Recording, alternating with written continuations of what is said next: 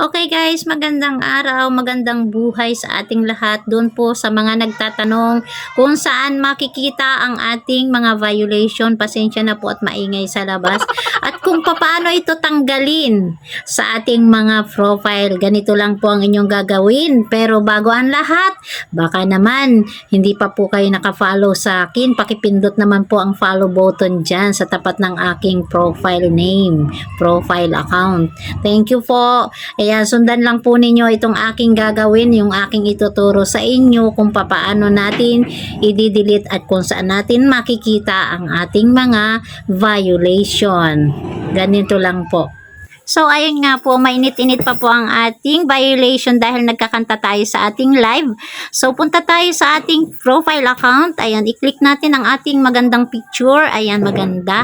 Tapos, hanapin natin yung support inbox. Ayan, click natin po yung support inbox. Then, pupunta tayo dito sa your alerts.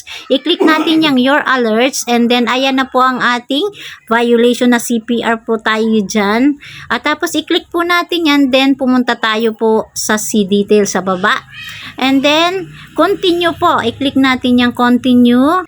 Ayan, at ganyan nga po ang lalabas. Yan, i-click ulit natin yung continue sa baba. At ayan na naman po ang lumabas. Ayan, continue lang ng continue. I-click po natin yung continue na yan. At ganito na po ang lalabas. Ayan. Mamimili po tayo dyan sa tatlong yan kung ano ating gustong gawin. Ang pinili ko po yung remove video.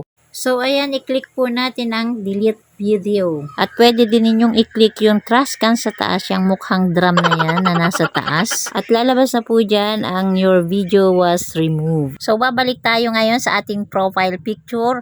Click natin para titingnan natin kung talagang natanggal na natin. Ayan, punta ulit tayo sa support inbox.